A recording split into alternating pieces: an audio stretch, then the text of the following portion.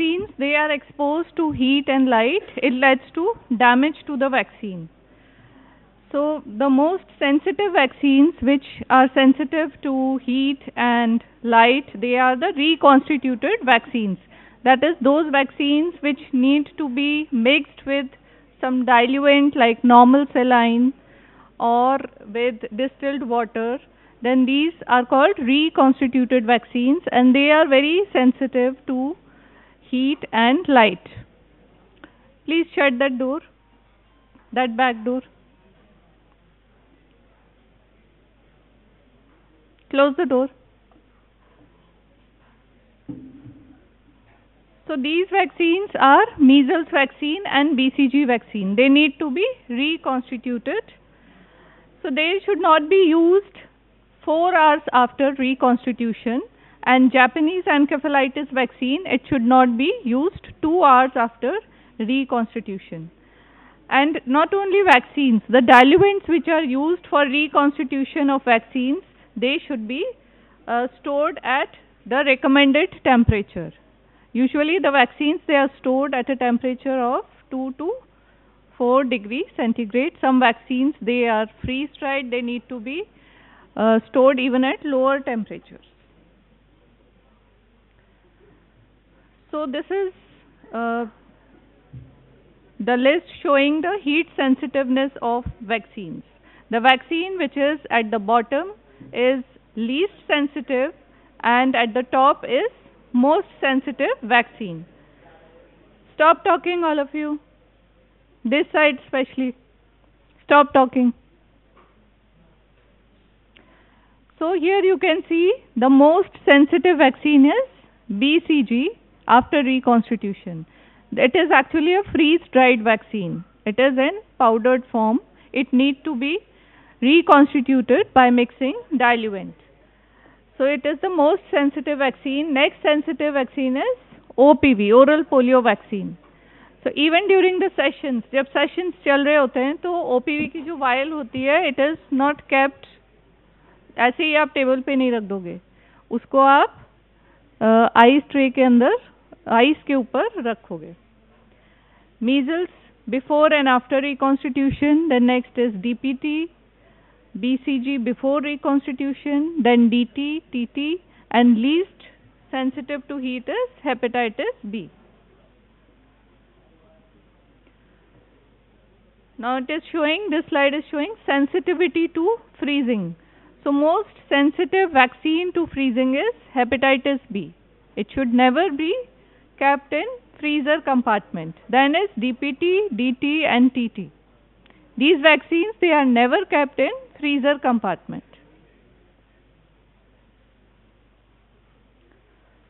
So all the vaccines, they tend to lose potency on exposure to heat above 8 degrees centigrade. They need to be stored below 8 degrees centigrade.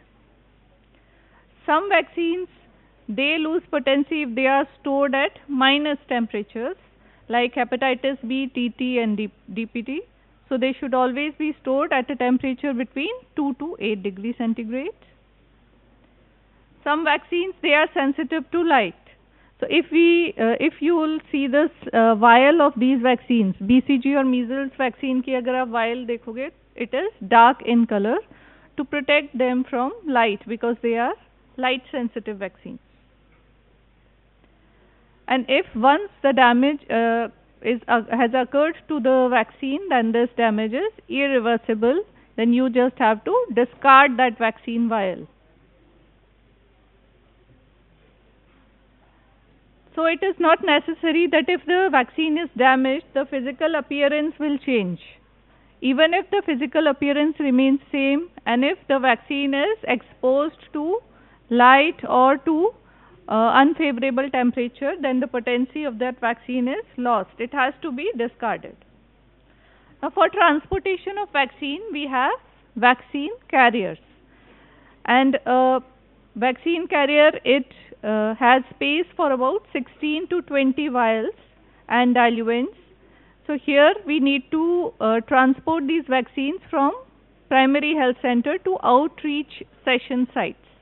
और जहाँ पे भी आपने camp लगाया या जहाँ immunisation session चल रहा है वहाँ तक ट्रांसपोर्ट के लिए वैक्सीन कैरियर को यूज़ किया जाता है.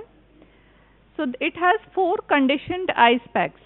वैक्सीन कैरियर के अंदर अगर आप उसकी लिड खोल के आप देखोगे तो 4 स्लॉट्स आपको दिखाई देंगे. These are for ice packs and these are used to maintain a temperature of 2 to 8 degree centigrade for about 12 hours.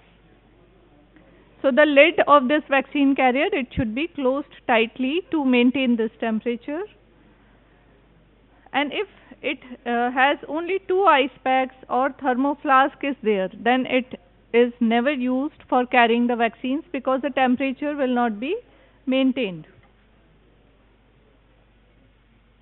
So how to pack vaccines in a vaccine carrier? So first, these vaccines, they are put in a poly bag. Direct इसको ice pack के ऊपर नहीं रखा जाता है. And after packing within a poly bag, the ice packs they are placed inside the vaccine carrier, and in the center these vaccines, they are kept. Now the cold chain instrument which is used for storing the vaccines is ILR, or ice lined refrigerator. It is also called ILR. So there is an arrangement of vaccine inside ILR. There are baskets, various baskets provided inside ILR. So these vaccines, they are stored according to their sensitivity to temperature. So those vaccines which are most sensitive to temperature, which require lower temperatures, they are stored at the bottom. सबसे नीचे उनको store किया जाएगा. और सबसे ज़्यादा कम sensitive जो हैं टेम्परेचर के लिए, वो सबसे ऊपर स्टोर किए जाएंगे. Like hepatitis B, it can be stored at the top most basket. और सबसे नीचे, as you can see, OPV, measles, BCG, because they are most heat sensitive vaccines, they are stored at the lowest level.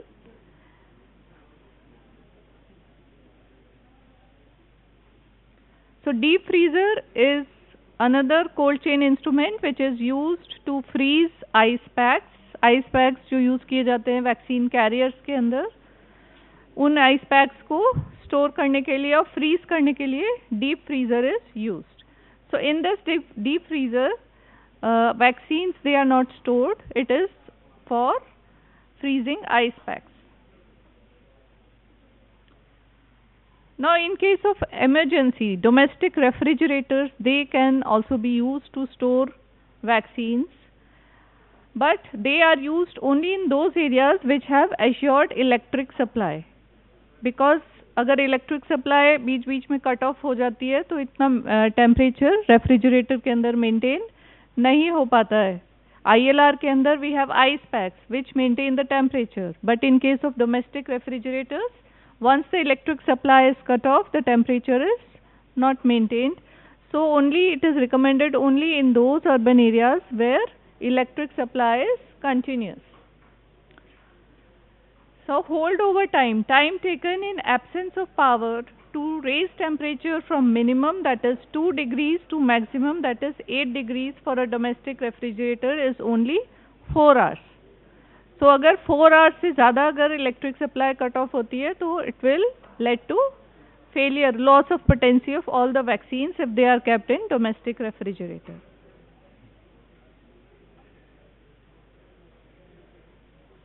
So how to store vaccines in a domestic refrigerator?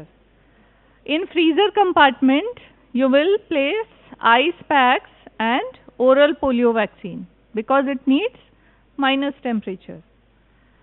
Then block door panels where bottles are stored and vegetable tray at the bottom with thermocol.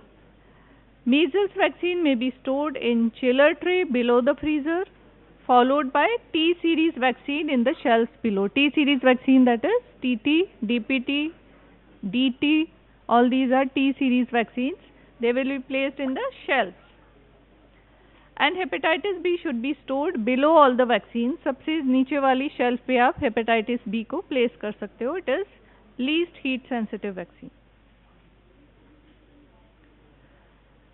Now there is a circle with a square on vaccines that is known as vaccine vial monitor or VVM, which shows by looking at this VVM, you can decide whether the vaccine vial is potent or not, it can be used or not. So if the inner square is white in color or lighter than the outer circle, then you can use, these are the two stages where the vaccine can be used, it is potent. But if the inner square, जो circle के अंदर square जो आप देख सकते हो VVM में, if it is matching with the outer circle or it is darker than the outer circle, in both these conditions, the vaccine vial need to be discarded. It has lost its potency because of not maintaining the temperature.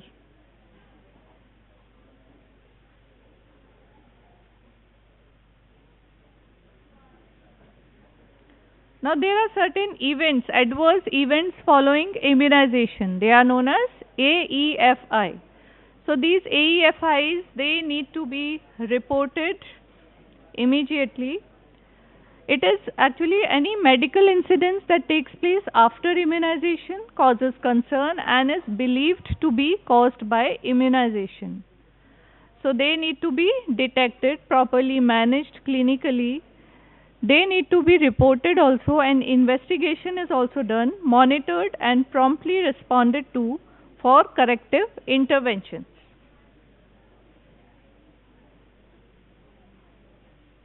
So what are the various AEFIs? High grade fever following DPT vaccine, caused or precipitated by active component or one or the other component of vaccine such as adjuvant, preservative or stabilizer. DPT vaccine is the vaccine where fever is the most common adverse effect. Fever आएगा ही DPT vaccine देने के बाद. So you will counsel the parents about these effects of DPT vaccine, and after administering this vaccine, crocin drops they are administered. Crocin is paracetamol. इसकी drops आप recommend करते हो parents को कि in case वैक्सीन लगाने के बाद fever आता है, then they have to use this medication. But if the fever is high grade, बहुत ज़्यादा high grade हो जाता है, then it is AEFI, adverse event following immunization. There may be program error, bacterial abscess may occur due to unsterile injections caused by vaccine preparation, handling and administration. Stop talking, why are you talking so much? Injection reaction. There may be a fainting spell in teenager after immunization. It may be caused by anxiety or due to pain from injection rather than due to vaccine. Then it may be a coincidental event. Pneumonia after pulse polio, NID during winters. Event occurs after immunization, but it is not caused by vaccine. It is due to a chance, due to temporal association. Or it may be unknown, cause of event cannot be determined. Now there are certain minor vaccine reactions which are common, like local reaction, pain at the site of injection, redness and swelling or mild fever. There may be some systemic symptoms like vomiting, diarrhea, malaise as a result of immune response occurring after vaccination. There may be local reaction and fever. They should be anticipated in only 10% of vaccine recipients, except in case of whole cell DPT. So DPT, whole cell DPT, whenever it is used, nowadays we are using pentavalent vaccine. So this DPT component, it produces fever in nearly half of those who are vaccinated.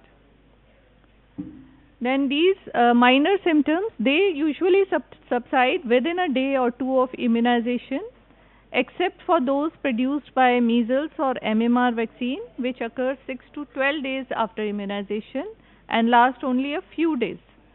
So they are usually treated symptomatically. Simple paracetamol will take care of these reactions. But there are certain serious adverse effects which are rare. Like with BCG vaccine, there may be serious reaction like suppurative adenitis, BCG osteitis, disseminated BCG infection. With hepatitis B, there may be anaphylactic reaction. Measles or MMR vaccine may cause febrile seizures, especially in those patients who have history of convulsions. Thrombocytopenia, that is decrease in platelet count, or anaphylaxis reaction. OPV may cause vaccine associated paralytic polio. Tetanus vaccine may cause brachial neuritis, anaphylaxis, sterile abscess. With DPT, there may be persistent, inconsolable crying, there may be seizures, hypotonic, hyporesponsive episode, or there may be anaphylactic shock. In case of Japanese encephalitis, there may be serious allergic reaction or neurological event. So, how reporting of these AEFIs is done?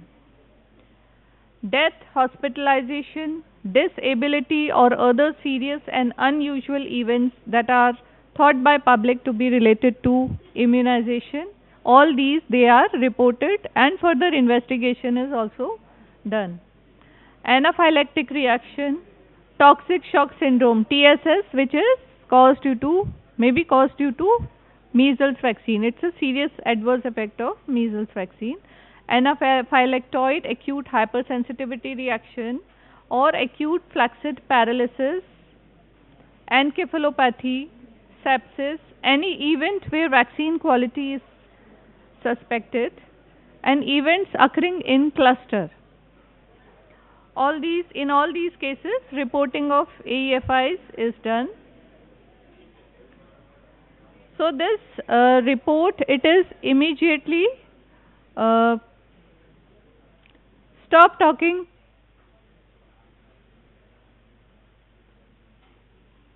इतनी बातें क्यों हो रही है आज? This is a very important topic.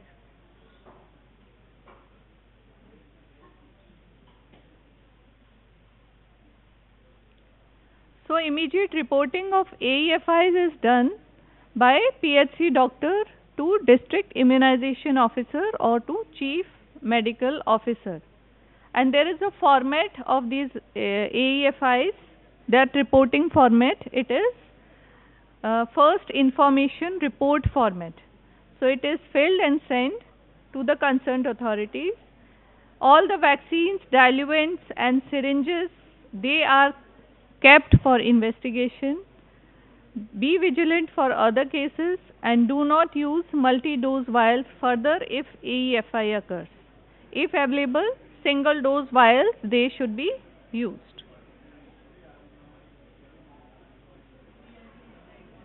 So that was all about AEFIs and cold chain. Any questions or anything to be repeated?